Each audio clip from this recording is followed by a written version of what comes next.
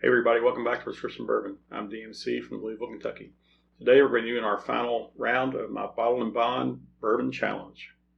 14 bottles of bourbon, all bottled and bond.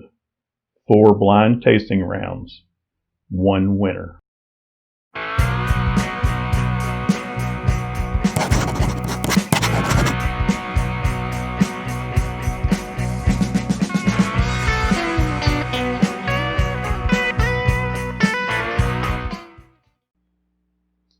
All right, this Bottle and Bond Challenge has been a long time in the making. Probably my longest running video to date. I started this way back in March, April 2020 during our COVID quarantine period, and I started off with just using the Bottle and Bond bourbons that I had on hand in my house. So several roadblocks were encountered along the way of shooting this. I've changed cameras. I had video issues, mostly sound issues, honestly.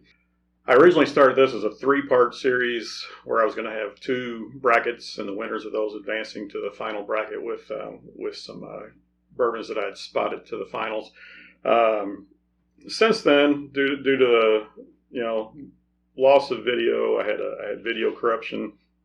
I had several things happen, but I was able to, as quarantine opened up, I was able to come across a couple of extra bourbons. I actually added a 3rd bracket of the challenge. So if you've watched my previous videos, you'll have seen I've done 3 brackets of 4 Bottle and Bond bourbons each.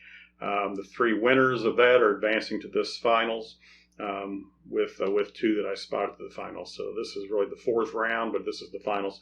So my first 2 brackets that I did, the winners were Williams White Label Bottle and Bond here, Old Grand-Dad Bottle and Bond, and I was able to pick up the bottles I was able to pick up over the summer were Old Tub Bottle and Bond came out in the full-size bottle from Jim Beam. I was able to pick that up with the JW Dant, JTS Brown, and the 1792 Barton 1792 Bottle and Bond. And this guy won that 3rd bracket. So these are the 3 winners of the first 3 brackets. Spotted to the finals here are Henry McKenna 10-year single barrel Bottle and Bond, and E.H. Taylor small batch Bottle and Bond. So represented here we have 2 Heaven Hill products. We've got the Evan Williams Bottle and Bond. We've got the Henry McKenna 10-year single barrel Bottle and Bond. We've got Jim Beam represented here with the Old Grand-Dad Bottle and Bond. We've got Buffalo Trace and Barton 1792 represented, both Sazerac companies represented here with the Barton 1792 and the E.H. Taylor Bottle and Bond. So, all right, I've had these glasses poured for a while. Covered them up just here a few minutes ago to let their aroma build in the glass. They're totally mixed up. They're marked on the bottom, but I previously mixed them up. I don't know what's what, so this is going to be blind. I know what's in it, but I'm going to go through and we're going to pick a winner of this Bottle and Bond Challenge. So we'll start with the nose.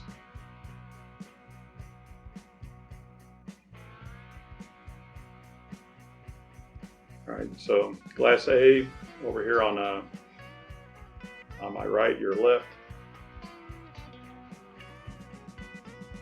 Definitely smells some sweet vanilla and caramel. On the top of the nose on that guy. Glass B.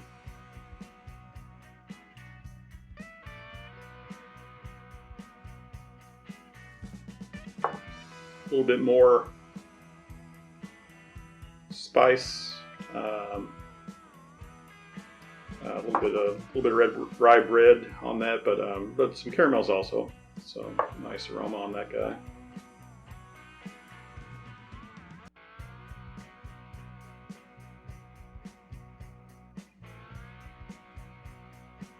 More rye breads on this one.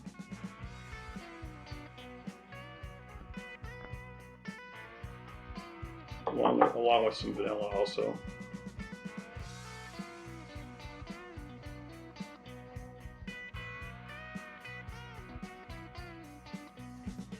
Very sweet on this nose. This is D. Very sweet. Possibly a little citrus on there also. And last but not least, E.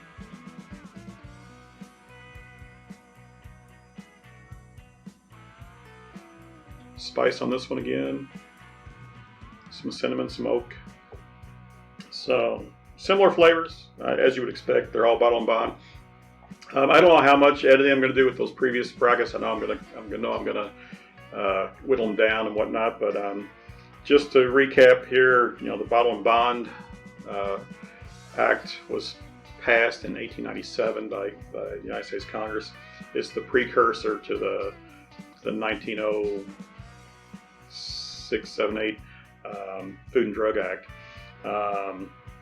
And basically it guaranteed that the consumers knew what they were buying. So the Bottle and Bond Act says that all bourbon in the bottle has to be distilled by the same distiller during the same distillery season. So there can't be any mixing of ages. They're all the barrels that go into each bottle are from the same. They can be batched together and all that, but they're all from the same distilling season. They're all bottled at 100 proof. They're all at a minimum of 4 years old, and so definitely, before that, people didn't know what they were getting in their whiskey sometimes. So there could have been additives, there could have been coloring, there could have been flavors added. Proofs were probably varying all over the place. So, the Bottle and Bond makes it a level playing field. They're all the same proof, they're all the same age, they're all made the same way. Now I say they're all the same age. This Henry McKenna 10-year is the only one with an actual age statement on it. It's 10 years old. And it is a single barrel also, so always got to put a caveat on that. Single barrels, you never know what they're not always going to be the same. Barrel to barrel, you're going to have a little bit of variance in flavor and all that. So the E.H. Taylor, no age statement, but it is probably the next oldest one here. These are probably 6 to 8 year old bourbons, the same as the 1792 Bottle and Bond is probably a little older, and then the Evan Williams and the Old Grand-Dad are probably down at the 4 year old, maybe slightly older, but they're not going to be much older. Content wise, as far as the mash bills, the Old Grand-Dad here definitely is the highest rye mash bill here. So this guy, 27% rye on the Jim Beam Old Grand-Dad mash bill. The Heaven Hills and the E.H. Taylor over here are down 10-12% rye. The Bartons I think might be up to about 15% rye, so a little bit higher on him, but mostly low rye mash bills, except for the Old Grand-Dad is going to be the high rye. So we're going to go in and go through and do a quick taste on these.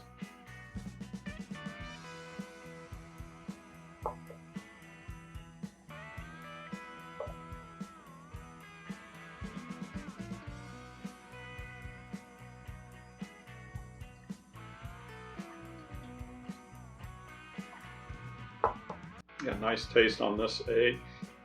It was sweet on the front of the tongue. The spice came later. Went down warm. Went down very nice. Taste the oak on there. A little bit dry on the oak. But I can also taste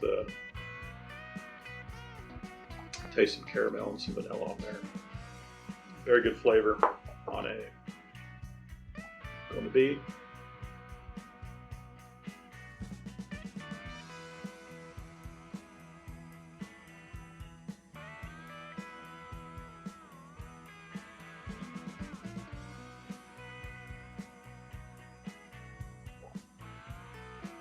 also sweet on the tongue, spicy on the back of the mouth.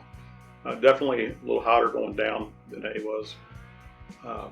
Spice is there back of the tongue and the throat.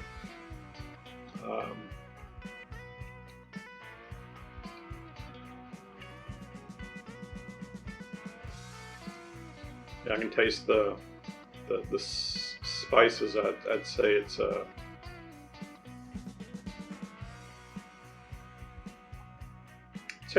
cinnamon spice, borderline cinnamon / pepper. Usually it's one or the other, but I'd say it's leaning towards cinnamon on that guy. So, see.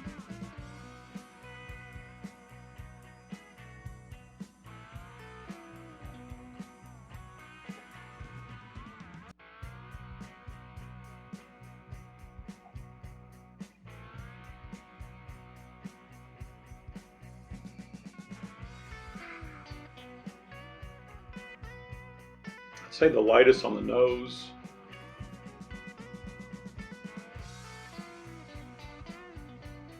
A little bit of ethanol on the nose, though, more than I think I picked up on any other ones. Light on the tongue. Didn't have the spice on this one that I had on the first two, but I did have the sweetness. I did have the oak. All right, going to D. Definitely get a hit of vanilla this go around. That was on the nose.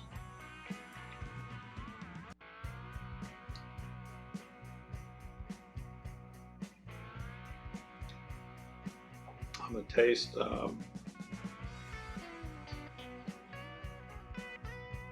definitely did have some spice on the tail end of that.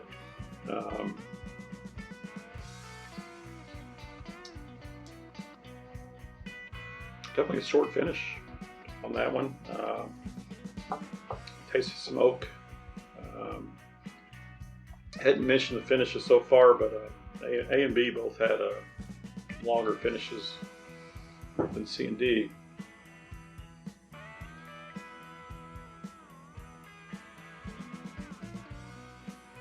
Well, I might have caught a whiff of banana on that one. I know this is the one I said I might have smelled some citrus in originally. It's definitely some spiciness on it.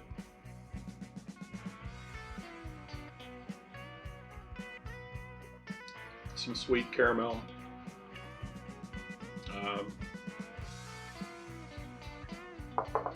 Yeah.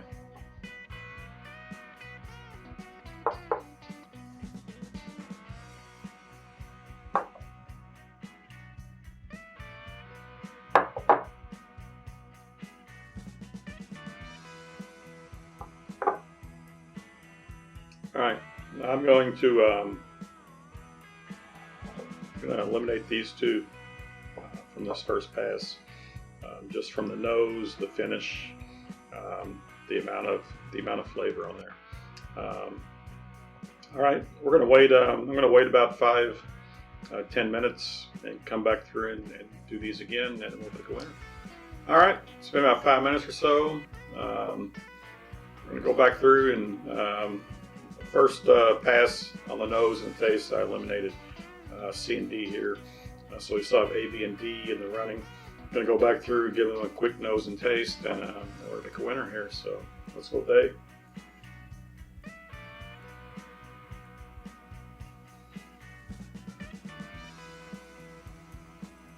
Still get vanilla on that one, but I believe I'm also getting some fruit on there. Perhaps a cherry with the oak on that.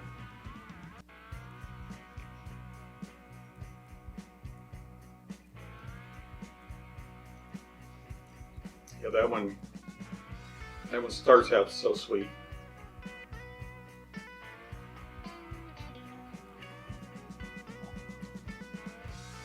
But the spice does come on the end there. The finish is nice. It's at least a medium finish on that. You do get the think you do get some cherry, some oak, some vanilla on the flavor there. So very nice, fruity, sweet bourbon flavor.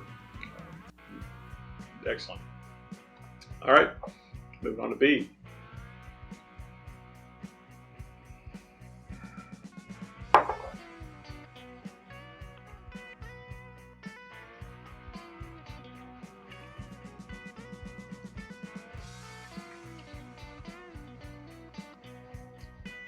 Definitely smelled vanilla on that one. Smelled some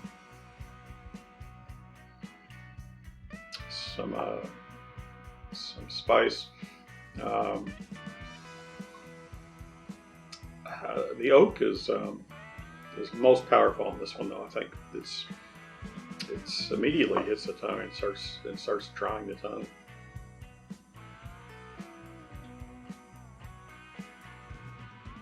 So it's a drying oak. It's not a bad taste at all, but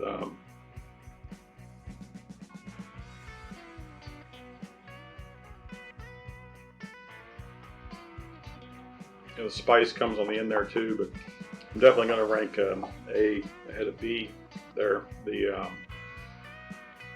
spice is like I say, it came on the end, and it's still lingering. So the finish on this one is also a medium long finish, but not as pleasant as A was. So we'll go with D.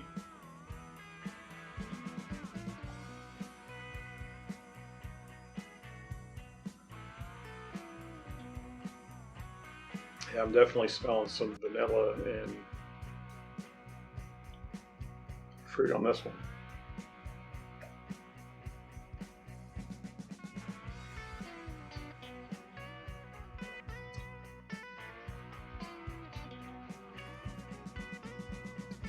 It's spicier up front, not as sweet as the others.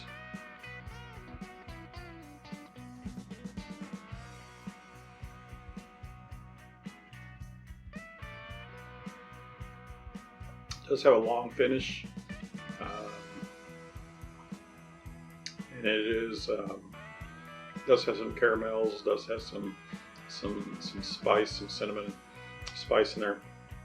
All right. I'm going to go. I'm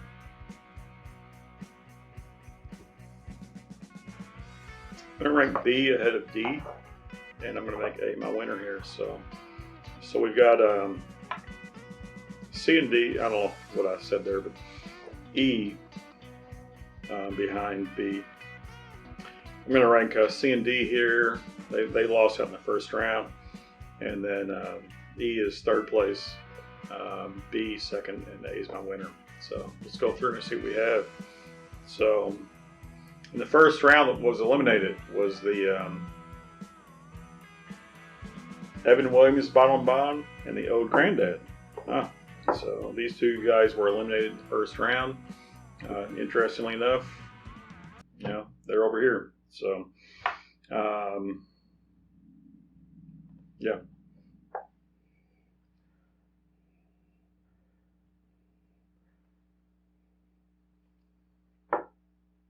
Yeah, so Old Grand-Dad, like I say, had the highest rye. The Evan Williams, I think, has a better nose of the two. But these two guys didn't make the cut. So E came in third place, and this is the the Barton 7092. So third place. So already the first three rounds of my bracketology, the winners of the first three rounds have been eliminated, and the two that I spotted to the finals are left.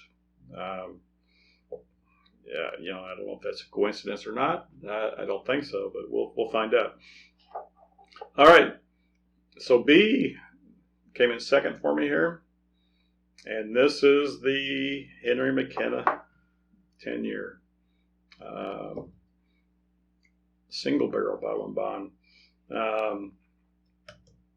This guy, like I say, all single barrels are different. I've mentioned this in my previous videos.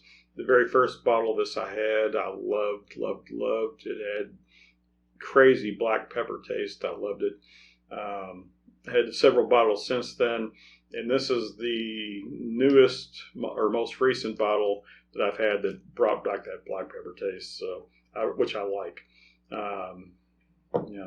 Excellent bourbon, but just didn't make the cut. Lost out to the E.H. Taylor. So, E.H. Taylor, small batch bottle and bond. It's just so well rounded.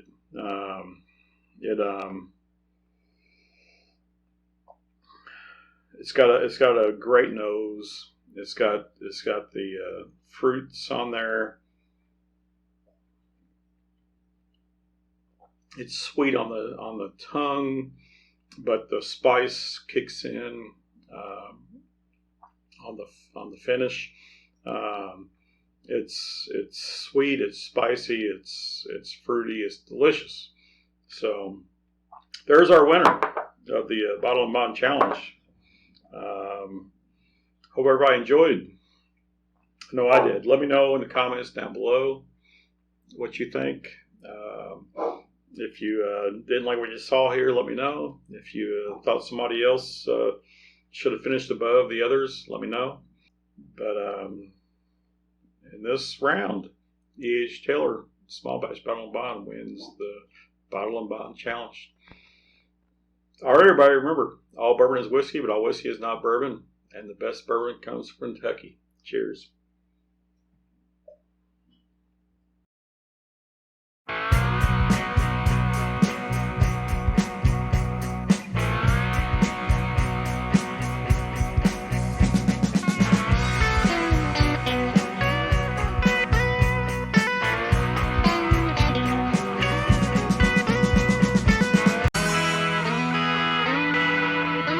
Turkey!